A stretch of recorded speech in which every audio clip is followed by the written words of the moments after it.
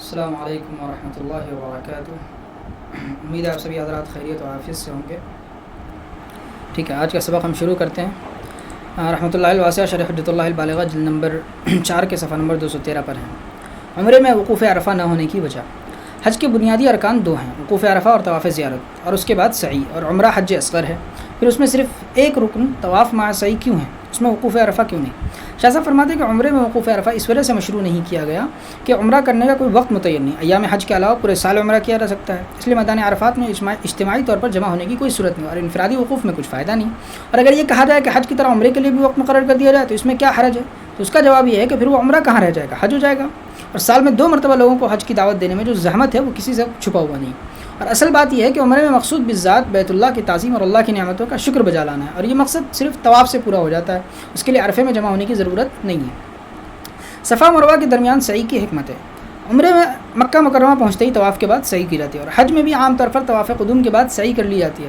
سعی میں 2 حکمتیں، ایک یہ یادگاری عمل ہے، دوسری یہ ذکر اللہ کی گرم بازاری کے لیے ہے، اور دونوں حکمتیں منصوص ہیں، تفصیل درج ذیل ہے۔ پہلی حکمت، سعی ایک تذکاری عمل ہے۔ بخاری شریف میں ابن عباس رضی اللہ عنہما سے ایک طویل حدیث نمبر 3364 مروی ہے، جس کا خلاصہ یہ کہ جب حضرت اسماعیل علیہ السلام پیاس سے بلکنے لگے اور ان کی والدہ حضرت حاجرہ رضی اللہ تعالیٰ عنہ سے ان کا حال دیکھا نہ گیا تو وہ ایک پریشان حال انسان کی طرح صفا مروہ کے درمیان 7 مرتبہ دوڑی۔ آخر میں اللہ تعالیٰ نے بطور خرق عادت زمزم کا چشمہ نمودار کیا، جس سے دونوں کے دلدر دور ہو گئے۔ پھر اللہ تعالیٰ نے جرہم قبیلے کے دل میں الہام کیا کہ وہ وہاں آباد ہو جائے، چنانچہ حضرت حاجرہ رضی اللہ تعالیٰ عنہ کی وحشت بھی دور ہوئی۔ پھر حضرت اسماعیل علیہ السلام کے اولاد پر اور ان کے متبعین پر اس نعمت کی شکر گزاری اور زمزم کے معجزے کو یاد رکھنا ضروری ہوا تاکہ ان کی بہیمیت حیران ہو جائے، کیونکہ جب کوئی معجزہ دیکھا جاتا ہے، اس کا تذکرہ سنا جاتا ہے تو نفس کا دین سے نفور کم ہوتا ہے، اور وہ معجزہ ان کی اللہ کی طرف رہنمائی کرتا ہے۔ یہی معجزے کا فائدہ ہے، اس سے اللہ کی راہ ملتی ہے، اور نعمت کی شکر گزاری اور معجزے کو یاد رکھنے کی اس سے بہتر کوئی صورت نہیں کہ ان دونوں باتوں کا لوگوں کے دلوں میں جو اعتقاد ہے اس کو کمک پہنچائی جائے، ایک ایسے عمل کے ذریعے جو واضح اور متعین ہو، جو قوم کے مالوف کے خلاف ہو، یعنی قوم اس کی عادی نہ ہو، اور اس میں خاکساری کا پہلو بھی ہے، اور یہ کمک لوگوں کے اعتقاد کو مکے میں آتے ہی پہنچائی جائے۔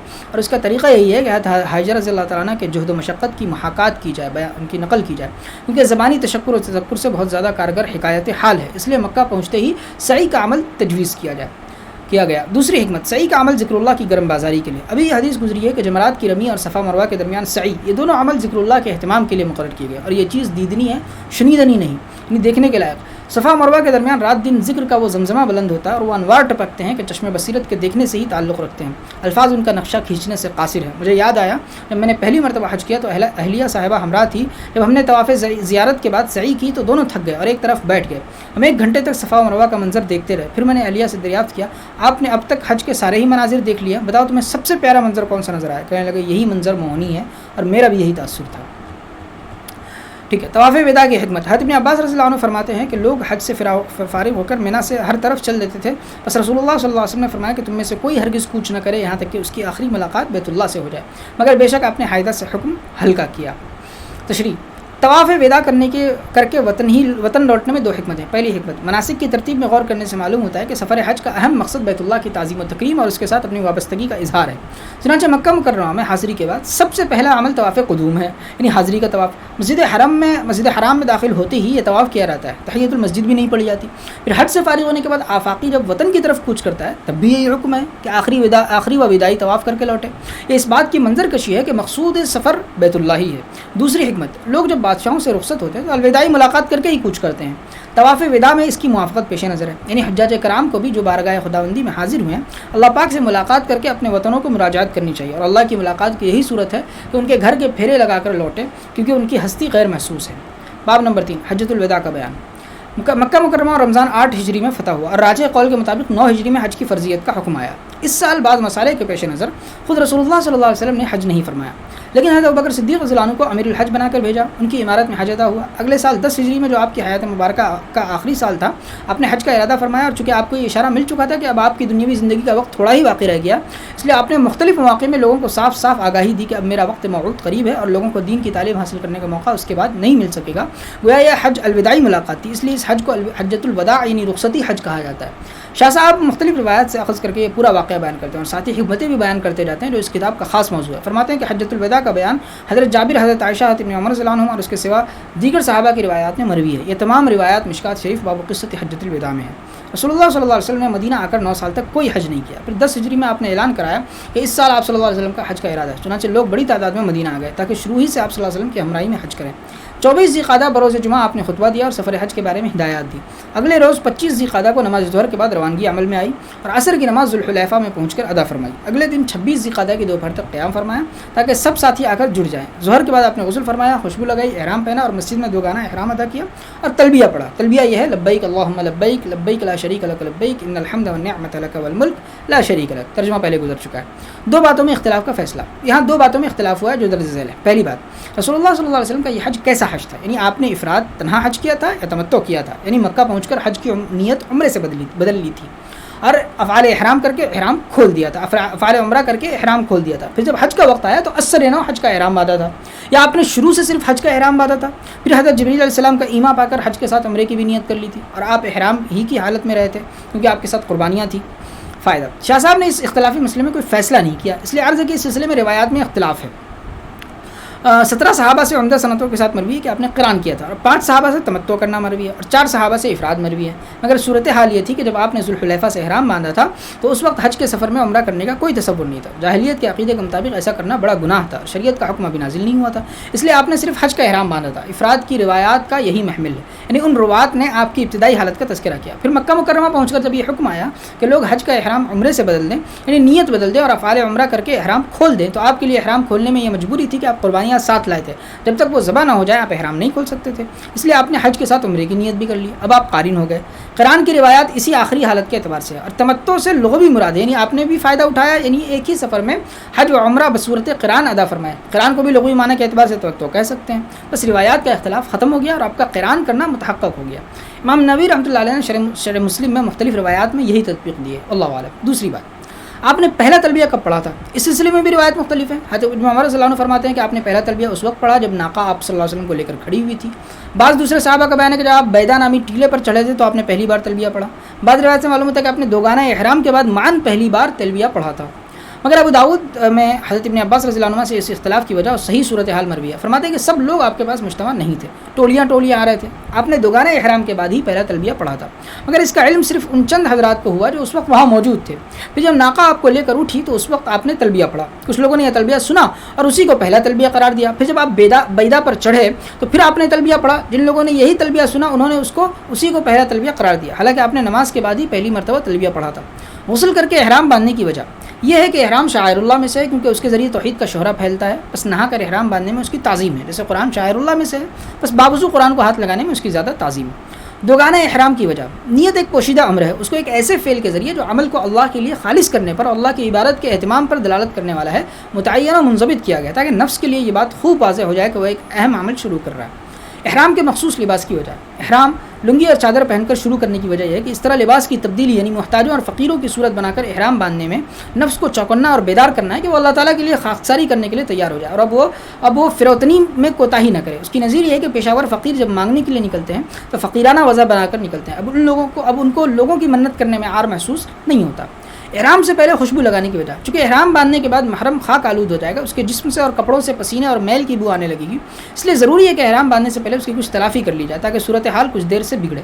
تلبیہ کے الفاظ کی معنویت، تلبیہ میں مخصوص الفاظ اس لیے پسند کیے گئے کہ وہ اپنے مولا کی بندگی پر برقرار رہنے کی ترجمانی کرتے ہیں اور اس کو یہ بات بھی یاد دلاتے ہیں کہ اب وہ بندگی کے لیے کمر بستہ ہو گیا، بس اس کو عبادت کا حق پورا ادا کرنا چاہیے. تلبیہ میں لا شریک الگ شامل کرنے کی وجہ، تلبیہ میں 2 مرتبہ لا شریک الگ شامل کیا گیا کیونکہ زمانہ جاہلیت کے لوگ اپنے بتوں کی تعظیم کیا کرتے تھے اور تلبیہ میں ان کا بھی تذکرہ کیا کرتے تھے. وہ کہتے ہیں لا شریک الگ الا شریکن هو لک تملکہ وما ملک، یعنی آپ کو کوئی شریک نہیں مگر وہ شریک جو آپ کا ہے، جس کے آپ مالک ہیں اور وہ مالک نہیں. چنانچہ مشرکین کی تردید کرنے کے لیے اور مسلمانوں کے تلبیہ کو مشرکوں کے تلبیہ سے جدا کرنے کے لیے رسول اللہ صلی اللہ علیہ وسلم نے تلبیہ میں یہ جملہ بڑھایا. تلبیہ کے بعد دعا، کچھ وقت تلبیہ پڑھنے کے بعد مستحب یہ ہے کہ اللہ تعالیٰ سے دعا کی جائے جس میں اللہ تعالیٰ سے اس کی رضا کی زیادتی اور جنت مانگی جائے اور دوزخ کے عذاب سے پناہ چاہی جائے. حدیث میں ہے کہ رسول اللہ صلی اللہ علیہ وسلم جب تلبیہ سے فارغ ہوتے تو اللہ تعالیٰ سے اس کی خوشنودی اور جنت طلب کرتے تھے اور اس کی رحمت کی طفیل سے دوزخ سے خلاصی مانگتے تھے اور اس کے بعد اور بھی دعا کرنا چاہے تو کر سکتا ہے. ٹھیک ہے. حدیث شریف میں کہ رسول اللہ صلی اللہ علیہ وسلم نے فرمایا حجۃ الوداع کے سفر میں میرے پاس جبریل آئے اور انہوں نے اللہ کی طرف سے مجھے یہ حکم پہنچایا کہ میں اپنے صحابہ کو حکم دوں کہ وہ تلبیہ بلند آواز سے پڑھیں. رسول اللہ صلی اللہ علیہ وسلم نے فرمایا کہ جو بھی مسلمان تلبیہ پڑھتا ہے تو تلبیہ پڑھتی ہیں وہ چیزیں جو اس کے دائیں بائیں ہیں، یعنی پتھر یا درخت یا ڈھیلے، یہاں تک کہ زمین اس طرف سے اور اس طرف سے تمام ہو جاتی ہے، یعنی زمین کے دونوں طرف کے ڈانڈے مل جاتے ہیں، بس آپ کے دونوں اشارے پوری زمین کو محیط ہو گئے. جہرن تلبیہ پڑھنے کی وجہ، تلبیہ حج کا شعار ہے اور اس سے ذکر اللہ کی شان بھی بلند ہوتی ہے، اور جو چیز اس قبیل سے ہوتی ہے اس کو بآواز بلند پڑھنا مستحب ہے. اور یہ بات بھی مطلوب ہے کہ وہ چیز ہر چھوٹے بڑے کے سامنے آ جائے، وہ جگہ دارالاسلام معلوم ہونے لگے. بس جب تلبیہ کا ذکر اس طرح بلند آواز سے کیا جاتا ہے تو نام اعمال میں ان مقامات کی صورت مرتسم ہو جاتی ہیں جہاں وہ ذکر کیا گیا. شجر و حجر کے تلبیہ میں شریک ہونے کا یہی مطلب ہے. استدراک، اس سے بہتر حدیث کو حقیقت پر محمل کرنا ہے، کیونکہ قرآن مجید نے یہ حقیقت واضح کی ہے کہ ہر چیز تسبیح خواہ ہے، وہ انسان اس کو سمجھ نہ سکے. اور برقی لہروں کی دریافت سے یہ بات مشاہدے میں آ گئی کہ آواز ساری زمین پر پھیلتی ہے.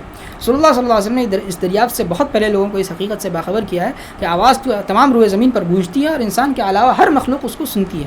اور تلبیہ ہر مخلوق کو اتنا پسند ہے کہ وہ تلبیہ پڑھنے والے کی ہم نوائی کرتی ہے، جیسے داؤد علیہ السلام کے ذکر میں پہاڑ اور پرندے ہم نوائی کرتے تھے. ذوالحلیفہ میں ظہر کی نماز ادا کرنے کے بعد آپ نے اپنی ہوتی کی اونٹنیاں منگوائی اور ان کا اشعار کیا، یعنی ان کی کوہان کی دائیں جانب میں ذرا سی کھال چیری اور جو خون نکلا اسے پونچھ ڈالا اور ان کے گلوں میں چپلوں کا ہار ڈالا اور ان کو حضرت ناجیہ خزائی رحمۃ اللہ علیہ کے ساتھ مکہ کی طرف روانہ کیا. اشعار کرنے کی وجہ، حدیث کے اشعار میں چند حکمتیں. پہلی حکمت، حدیث حج کا اشعار ہے، حج کا ایک شعار ہے، اس کے اشعار کرنے سے یعنی اس پر ہدی ہونے کی نشانی قائم کرنے سے شاعر اللہ کی شان بلند ہوتی ہے اور اس سے ملت حنیفی کا استحکام ہوتا ہے.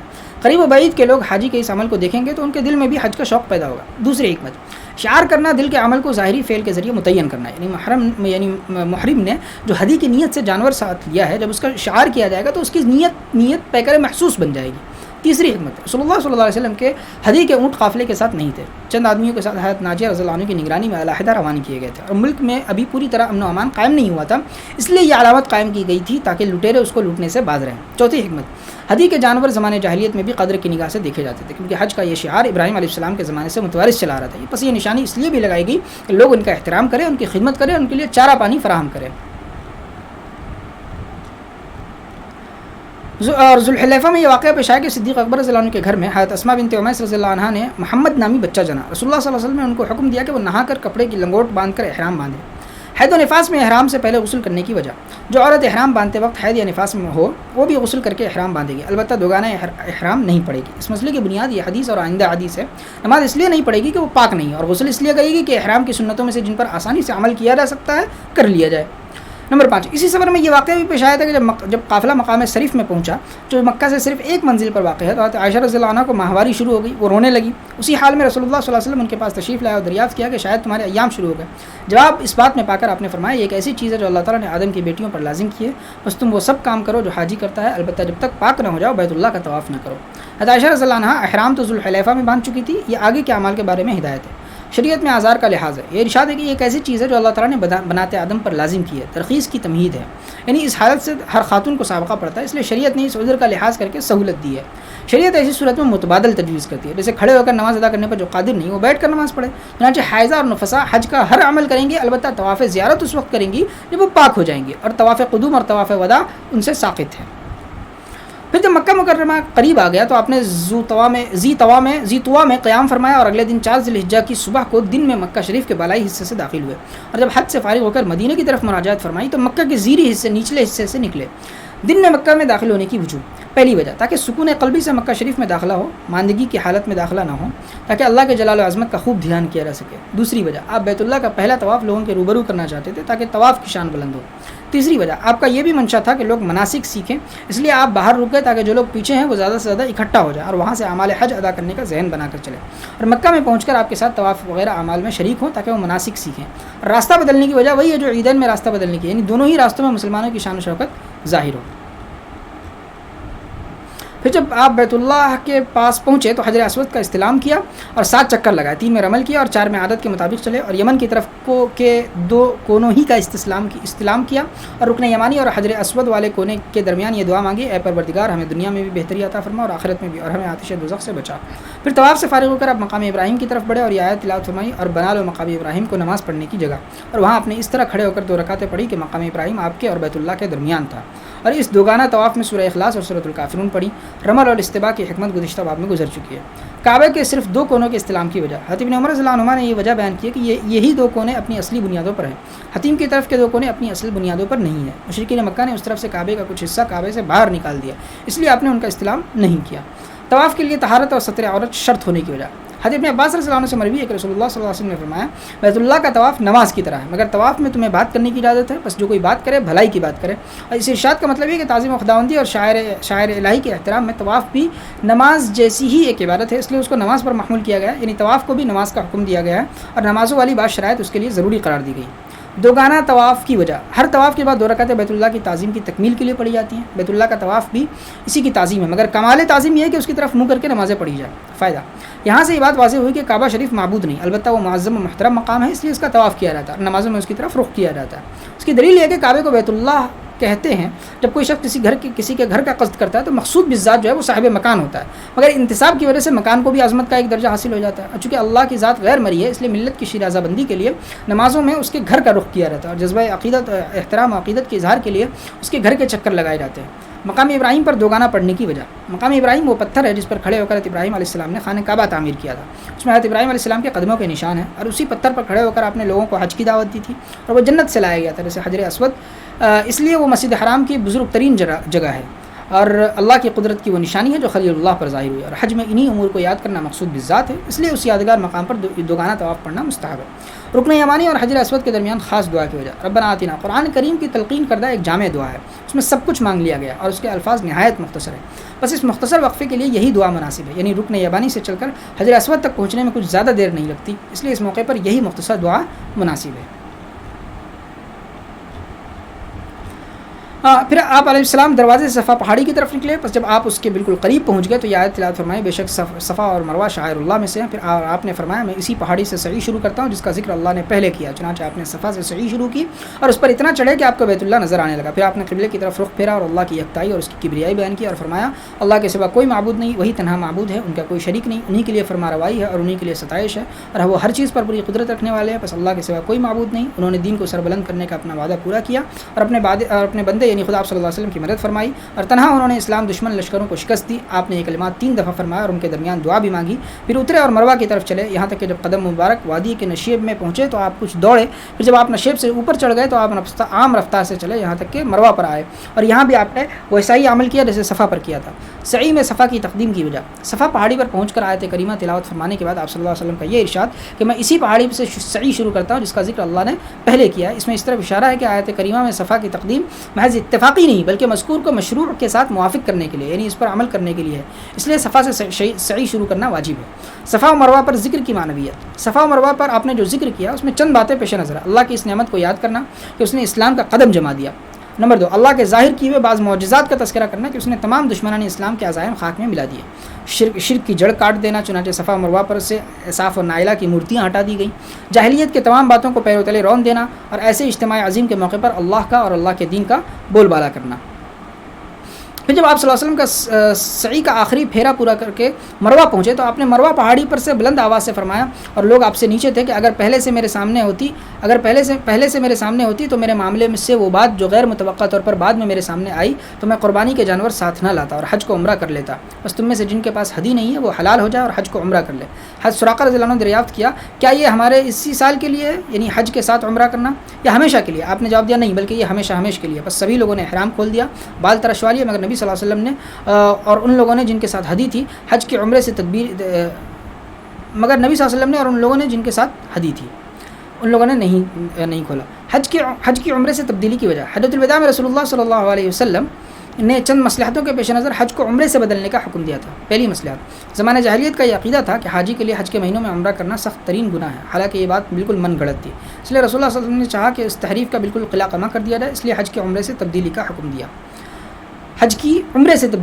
دیا۔ دوسری مصلحت، لوگ اس بات سے بھی دلوں میں گھٹن محسوس کرتے تھے کہ بیوی سے صحبت کرتے ہوئے ایک دم حج کا احرام باندھ کر عرفہ پہنچ جایا جائے، چنانچہ جب حجۃ الوداع میں احرام کھولنے کا حکم دیا گیا تو بعض نے کہا کہ ہم عرفہ جائیں اور ہمارے ذکروں سے منی ٹپک رہی ہوگی، حالانکہ یہ دین میں غلو تھا۔ بتائیں رمضان میں صبح صادق سے متصل صبح صحبت کرنے سے روزے میں کیا خرابی آتی ہے؟ اس لیے نبی کریم صلی اللہ علیہ وسلم نے اس تعمق کا دروازہ بند کرنے کے لیے بھی احرام کھولنے کا حکم دیا۔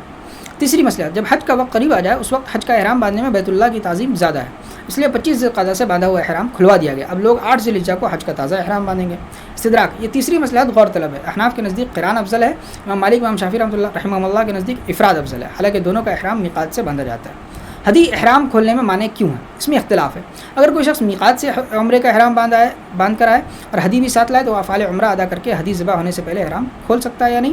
احناف کے نزدیک جب تک قربانی کے ایام میں حدی ذبح نہ ہو جائے احرام نہیں کھول سکتا، مالکی اور شافعی کے نزدیک افعال عمرہ کے کر کے احرام کھول سکتا ہے اگرچہ ابھی قربانی ذبح نہ ہوئی ہو، مگر یہاں یہ اختلافی مسئلہ زیر بحث نہیں، کیونکہ رسول اللہ صلی اللہ علیہ وسلم کا میقات سے حج کا احرام باندھ کر تشریف لائے تھے اور قربانیاں بھی ساتھ تھی، اس لیے احرام تبدیل نہیں کر سکتے تھے، حدی احرام کی تبدیلی میں مانع تھی، اس لیے کہ حدی ساتھ لے کر آنا گویا نظر ماننا ہے اور پختہ عزم کرنا ہے کہ جب تک حدی ذبح نہیں ہو جائے گی میں احرام ہی کی حالت میں رہوں گا، اس لیے آپ نے حج کا احرام عمرے سے تبدیل نہیں فرمایا اور حلال نہیں ہوئے۔ فائدہ، آدمی جس چیز کی نیت کرتا ہے اگر وہ محض خیال کے درجے کی بات ہے یا صرف نیت ہے، ابھی اس کو عملی جامہ نہیں پہنا ہے تو اس کا کچھ اعتبار نہیں، اور اگر نیت عمل کے ساتھ مقارن ہو گئی اور وہ متعین ہو گئی تو اس کی رعایت لازم ہے۔ مثلا نماز پڑھنے کا خیال ہے یا نیت ہے مگر ابھی نماز شروع نہیں کی تو کوئی بات نہیں، لیکن اگر نیت کر کے تکبیر تحریمہ کہہ لی تو اب نماز کو پورا کرنا ضروری ہے۔ اور نیت کے انضباط کی مختلف صورتیں ہیں، ادنا درجہ زبان سے نیت کرنا ہے، اعلیٰ درجہ یہ ہے کہ زبانی نیت کے ساتھ کوئی ایسا واضح فعل بھی ملا دیا جائے جو علانیہ پایا جاتا ہے اور جو اس حالت کے ساتھ مختص ہو جس کا ارادہ کیا گیا ہے۔ صورت مذکورہ میں نبی کریم صلی اللہ علیہ وسلم نے حج کا ارادہ فرما لیا تھا اور نیت کر کے تلبیہ بھی پڑھ لیا تھا اور ساتھ ہی حدی بھی ساتھ لے لی تھی، بس یہ عزم مصمم ہو گیا اور ایک طرح کی منت ہو گئی جس کا ایفا ضروری ہے، اب احرام میں تبدیلی نہیں ہو سکتی، یہ فائدہ کتاب میں ہے۔ ٹھیک ہے، آج ہم یہیں تک رہنے دیتے ہیں، بہت شکریہ، جزاکم اللہ خیر، السلام علیکم ورحمۃ اللہ وبرکاتہ۔